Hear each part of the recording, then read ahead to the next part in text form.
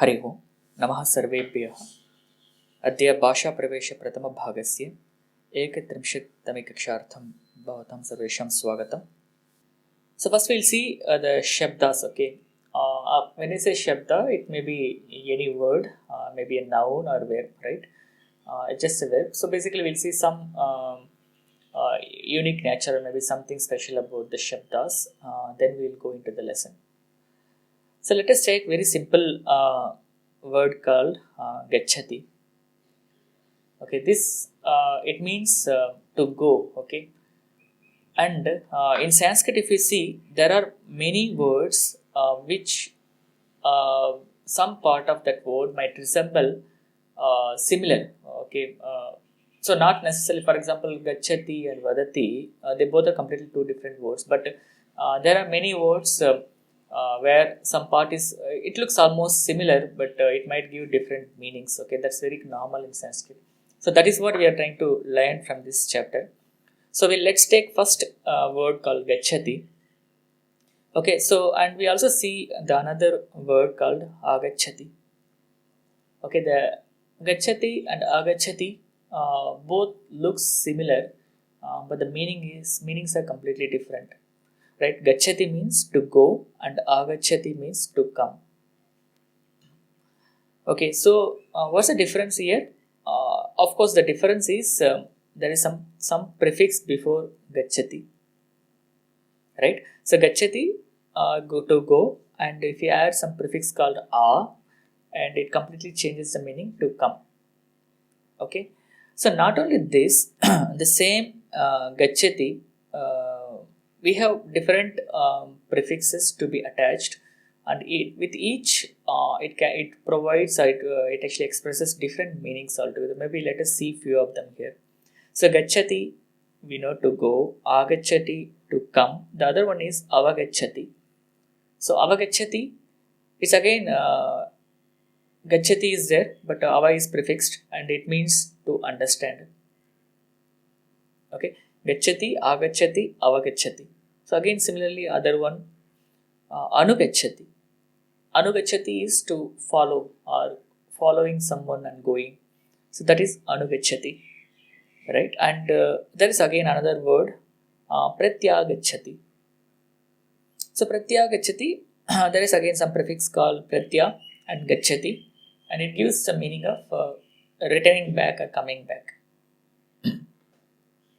So hope you are able to get what I am trying to say. So here same gachati is the same verb, but we use it with different prefixes to give different meanings. Okay, first of all, the verb itself will have multiple meanings, right? For example, if you take there are certain verbs, if you see, it might have different meanings without even attaching any prefix. Okay, it might give different verb meanings, but along with that, if you associate or attach some prefixes like a or ava or anu and such like that, few if you attach any of the such prefixes, it again gives different meanings altogether, right? And this is something we need to know. And similarly, this is not just with the verbs. Okay, it is also with the nouns also. For example, hara. So haraha is a word which is a noun word. It's a pumlinga shabda. It gives the meaning of either carrying or the necklace or the abharanam which you wear. For example, kantaharaha. Okay, kantaharaha means the necklace. Okay, or similarly haraha, you can also use it for the action of carrying, or you can also use it for the ornament. It's also an ornament, right? So that's the haraha, it means. Okay, but again with hara shabda, if you add different prefixes, it also gives different meanings. Okay, let us see few of them. Okay, like example, praharaha. So praharaha, if you see, prahara, the pra is prefixed with araha. It means hitting.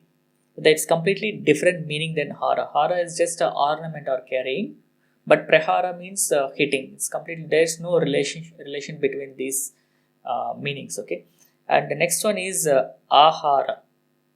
Okay, ahara is it's completely different meaning. It gives the meaning of eating or food. Okay, ahara is the food. Okay, and next example is samhara is killing.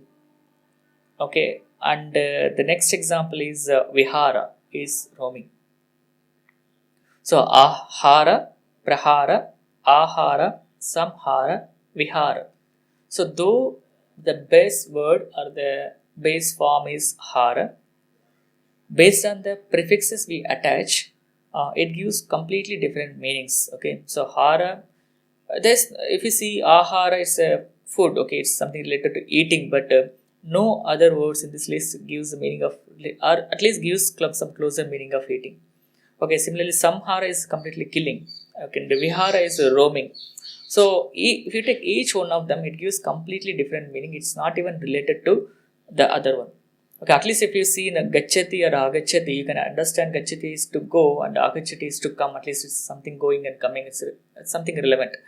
Okay, but prahara or ahara or samhara, they are completely different. Okay, so the takeaway from here is for any word, we can actually attach certain prefixes to give completely different meanings. Okay, and the meaning is completely changed. That's what we wanted to understand here.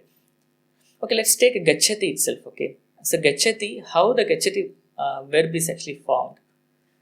Okay, it is actually formed from, of course, all the verbs are actually formed from the verb root, and all the nouns are actually formed from noun root.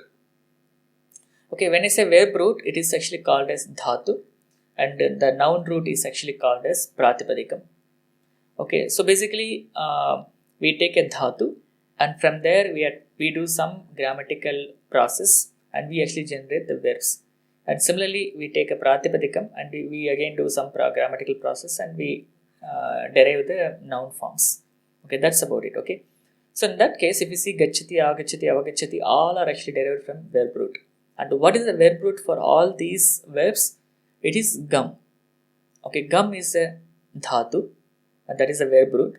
From there, all these words are actually derived. Gachati, agachati, avagachati, and all, and so on. Okay, and of course, if you see gachati and agachati, there's difference is the a prefix is the akara prefix is the difference. Okay, so that means we associate some additional prefixes with dhatu to arrive or to derive these verbs. We basically we prefix certain things to dhatu, and we derive these forms, and they are actually called as either upasargas or upasarga tulyas. So they are actually called as upasargaha or upasarga tulyaha. Okay, meaning the basically whatever we associate, maximum most of the things are actually called as upasargas. And there are again something similar to upasargas, but they are not actually the upasargas. Okay, they are not actually the upasargas.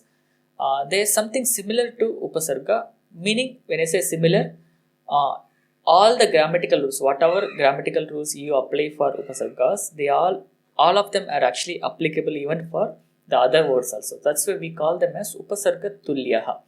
So this is equivalent to upasargas, but they are not upasargas. Okay, we'll see the examples later, but for now, we need to understand we prefix certain things with dhatu, and that is actually called as upasarga or upasarga tulya.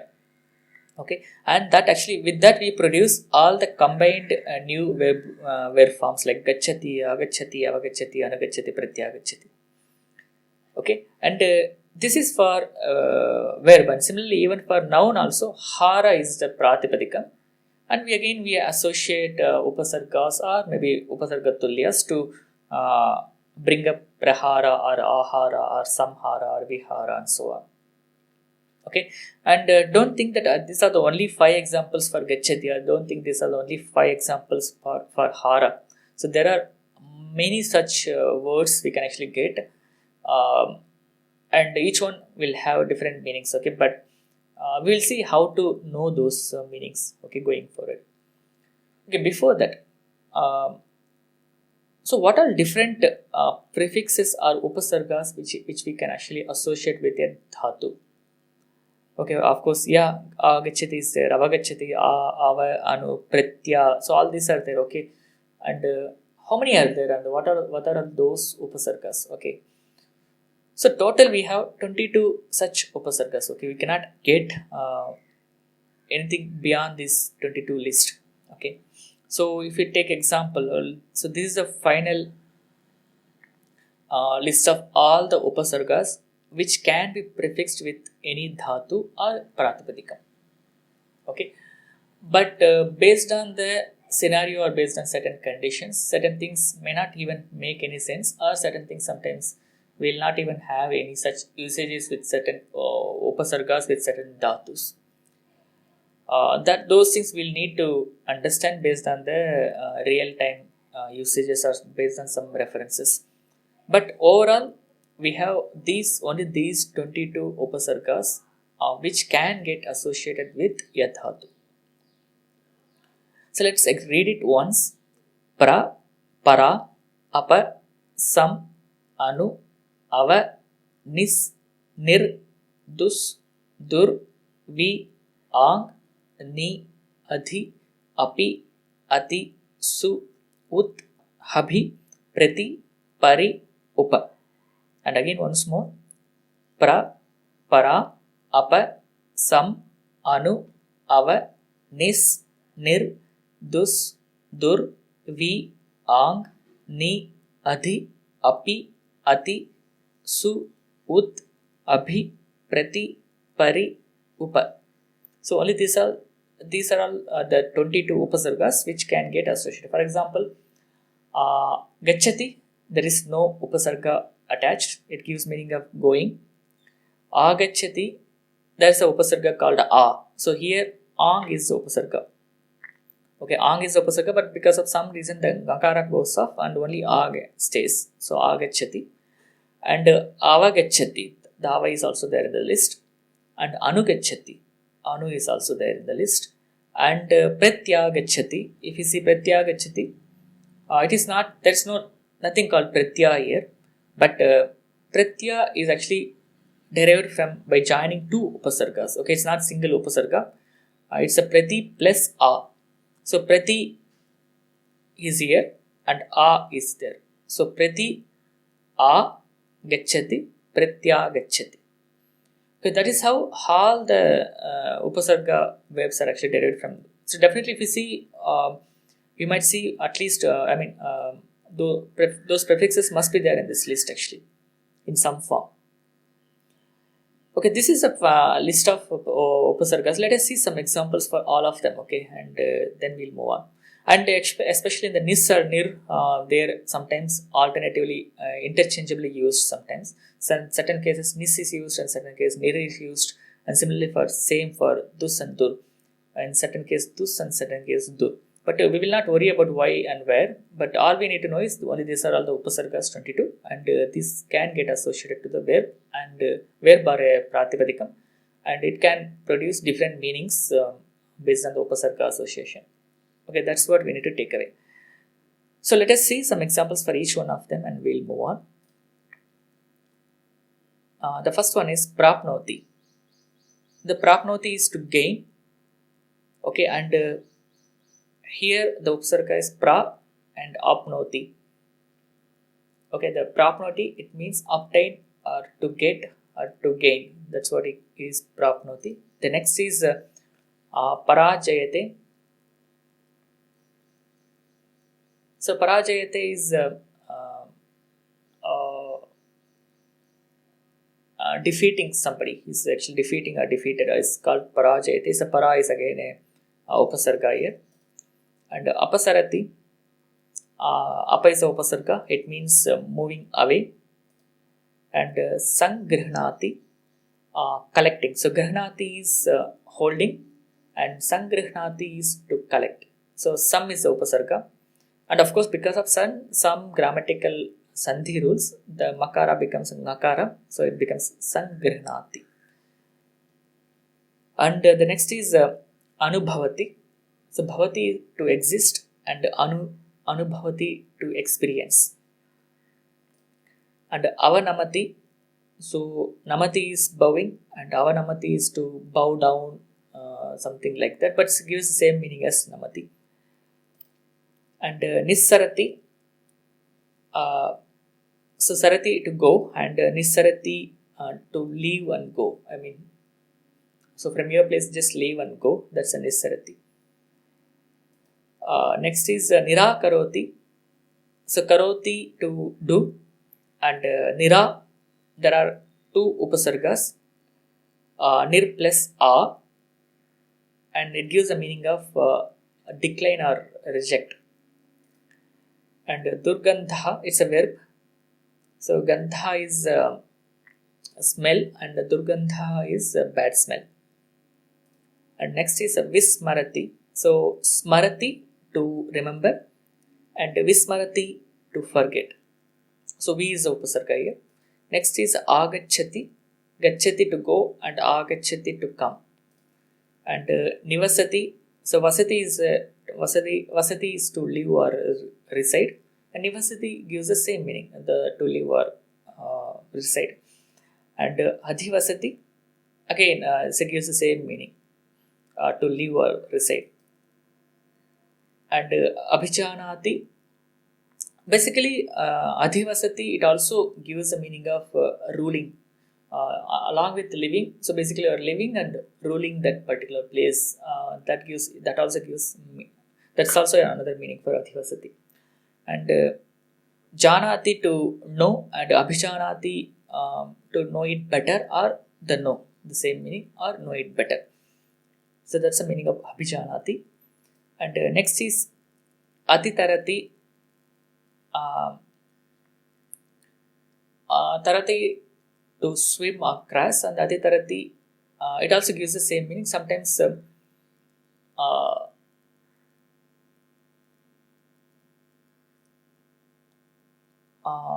I think sometimes it also gives like overcrossing. Some such meanings also you can actually get from atitarati. And next is sugandha. It's the same as gandha and sugandha. It's a good smell.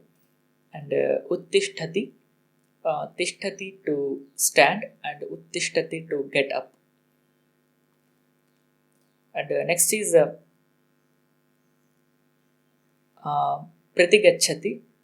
So gachati to go, and pratigachati to return and go. Basically, prati is to return, and whether you return and go or return and come back, based on that you use pratigachati or pratyagachati.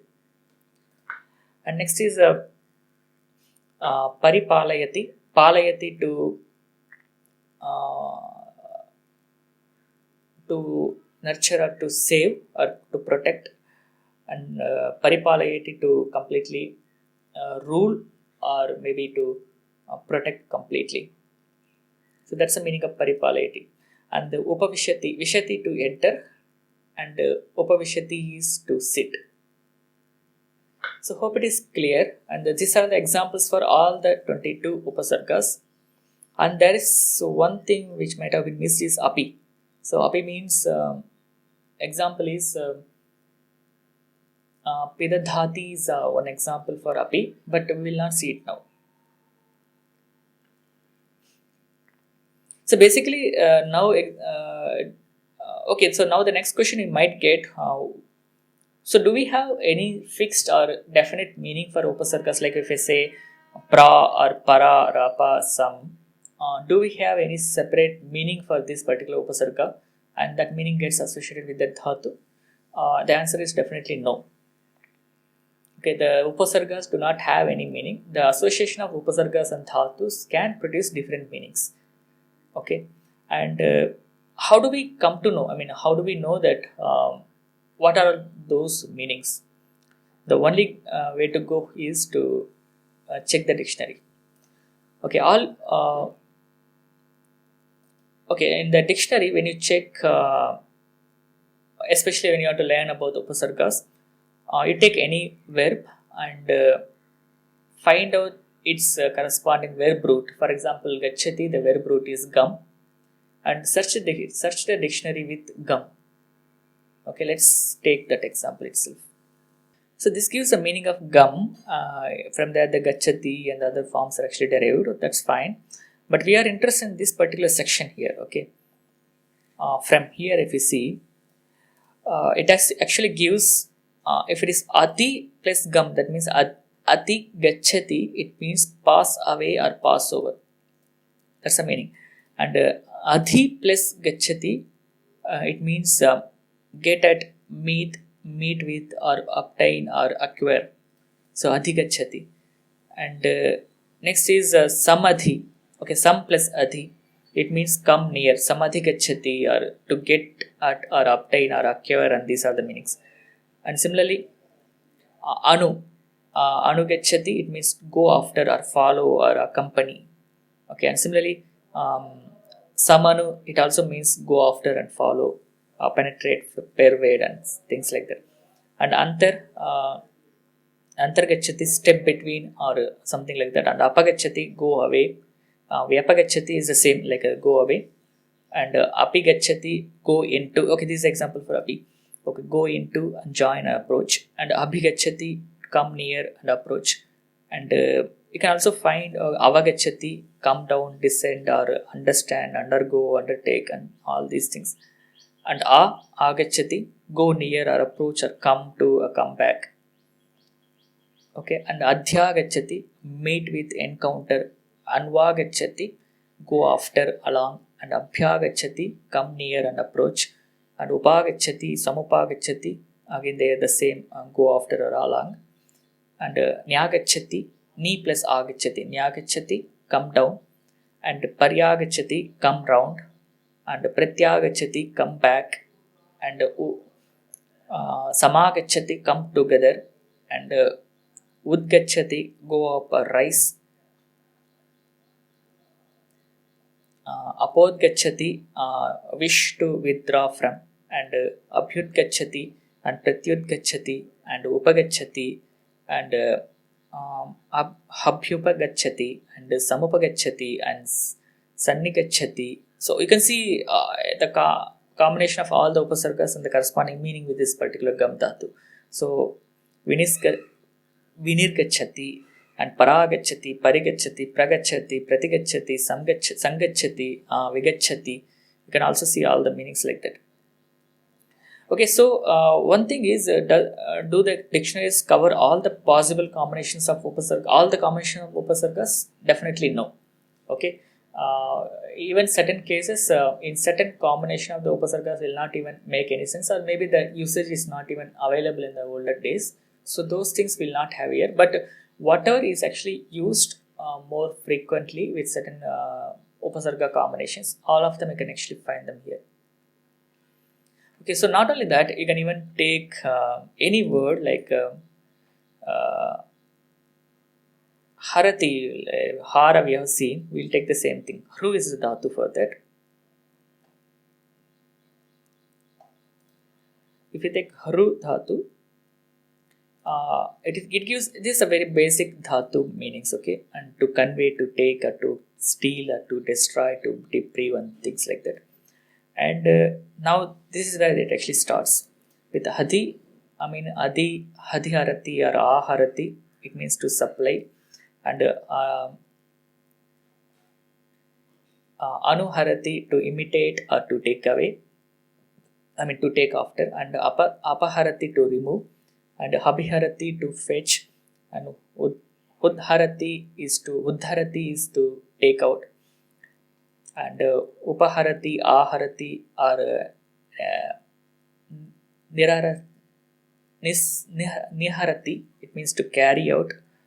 And praharati, to throw or to attack. And viharati, samharati. You can actually see all the upasarga meanings, okay. But you may not see, if you see there are 22 upasargas, and they, like example, pratyagachati, you have 2 upasargas there.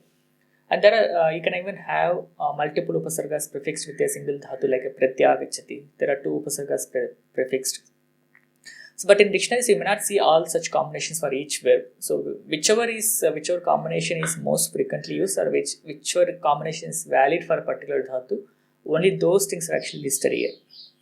Okay, so this is the way you actually find out different meanings of upasarga association to a particular dhatu. Okay, and the example I have taken here is I have taken one example called Harati, and with Harati with different upasargas like Harati, Pariharati, Samharati, Praharati, and Viharati, and Vyavaharati, and so on. Okay, Harati to carry, and Pariharati to do the parihara, right? And that is actually from Pariharati, to resolve, or Pariharati means to resolve, and Samharati to destroy or kill, Praharati to hit, and Viharati to roam, and Vyavaharati to converse. Okay, these are all the meanings. And you can also get more for a particular upasarga association itself. You might even can get multiple meanings like Apaharati. It also means to remove, or to steal, or to attract, or to influence, to leave behind. All these meanings are there for Apaharati. Okay. Basically, it's always good practice to go over the dhatu and find out the upasargas and understand various meanings. And this is again a continuous process in your Sanskrit learning. Okay, this is one thing, and we have very short exercise on this. The exercise for this is to pick any two verb roots which you are aware of, or maybe you can find out any two verb roots, and for each one of them, find out at least 3 upasargas with different meanings. Like for Gachati, A and Ava, and maybe Anu. Agachati, Avagachati, and Anugachati. You can take 3 of them and try to give some simple examples in the present tense. Okay, maybe just to Balakaha Agachati, Balakaha Avagachati, Balakaha Anugachati. Okay, and you can even attempt for more than 3 if you are interested. You can go up to 5 upasargas you can find for each dhatu, and you can list down there. But only for 2 dhatus you can list. This is a very simple exercise, but you can also try for other dhatus and verbs which you come across later. Yeah, that's all for today. Thank you for watching this video online. If there are any questions, or if you want to interact with the teachers or students, log into forum.sanskrit.today, or even you can even join the Telegram group. The link is at the course page. And subscribe to this channel Sanskrit.today to watch more videos like this, and share this video with your friends and interested people or group. And make use of the comment section below the video if you have any feedback or suggestions about this video or the series. And finally, click on the like button, and thank you all for watching this video. And let us meet in the next session with some other topic. Dhanyavadaha.